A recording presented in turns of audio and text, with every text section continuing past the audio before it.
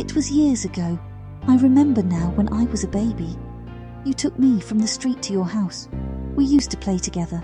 You laughed at my cuteness and called me my baby.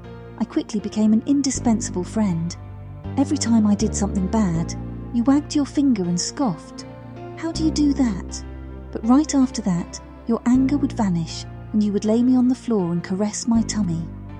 I can't forget the nights I spent cuddling with you on your chest.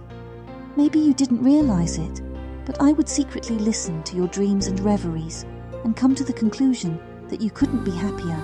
We used to go for long walks together, run through the parks, eat ice cream, remember? You used to give me your waffle just in case the ice cream touched me.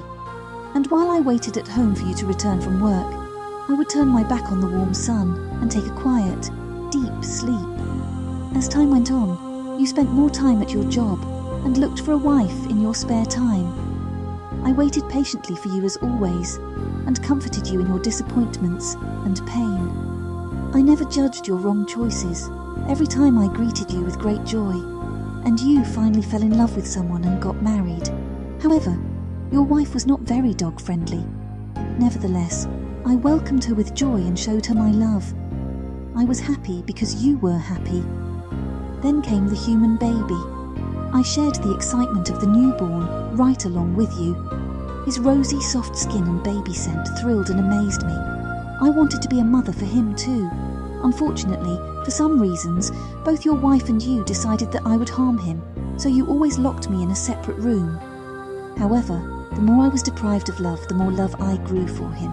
But you never know. As the kid grew, I became his best friend. He clung to my hair, took their first steps on his chubby legs, poked his tiny fingers into my eyes, ruffled the insides of my ears, and kisses on my nose. I was ready to protect him with my life. But in the meantime, I miss your touch. Recalling the days when you'd pull my picture out of your wallet and tell cute stories about me in response to the question, "Do you have a dog?" Eventually, you were transferred to another city. There was room for you and your family in your new apartment, but not for me. You may have made the right decision for your family, but don't forget that your family was once just me. I was excited when we took our last car ride, until we reached the shelter. The shelter smelled of dogs and cats, fear and desperation, or middle-aged cat. You pulled your son's hand hard from my leash. Maybe you didn't mind him screaming and yelling, but I was sad and very concerned for him. My concern was about the flawed life lesson you gave him in that moment, about friendship, loyalty, love, responsibility, and respect for a soul. You touched my head one last time and said goodbye, avoided the eye contact carefully. You had places to go, things to do, and time was working against you, just as it was working against me now. After you left, the two sweet women at the shelter complained that you didn't make even a tiny effort to find a suitable home for me, even though you knew months ago that you were going to move. "How can you do this?" they asked after you, and just shook their heads sadly. At the shelter, they look after us when their time allows. Of course they feed us, but I don't have an appetite anymore. I used to run to the front of the cage whenever someone approached my cage to see if it was you. Maybe you changed your mind. Maybe it was all just a bad dream, or maybe someone who took pity on me and came to rescue me. But I realised that I wasn't even competitive enough with the cute puppies here.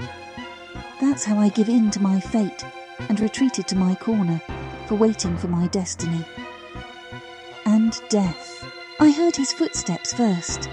He pulled me out of my cage. I followed him into the room at the end of the corridor. It was a quiet room. He gently picked me up and laid me on the table, patted my head, scratched behind my ears, and told me not to worry. My heart pounded with excitement, but at the same time I was overcome with an infinite peace. This meant that my counted days were over. I felt sorrier for him than for myself. The burden on him was very heavy.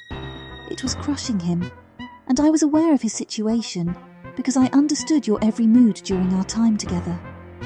His hand was so light, if I didn't see the tears flowing from his eyes, I wouldn't even notice the tourniquet he attached to my vein on my front paw.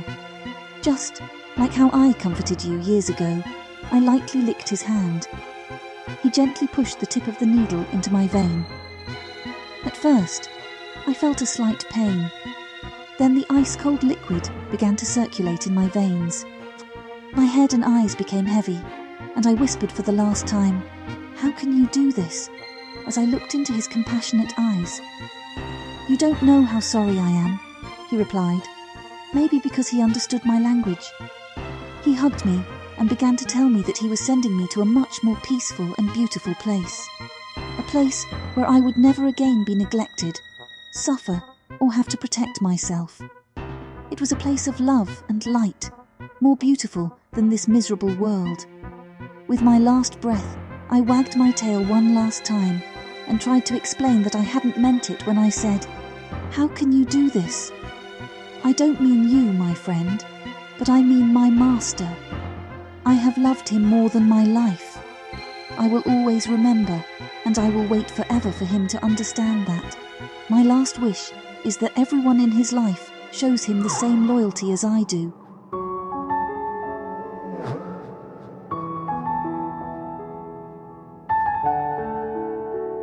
Goodbye.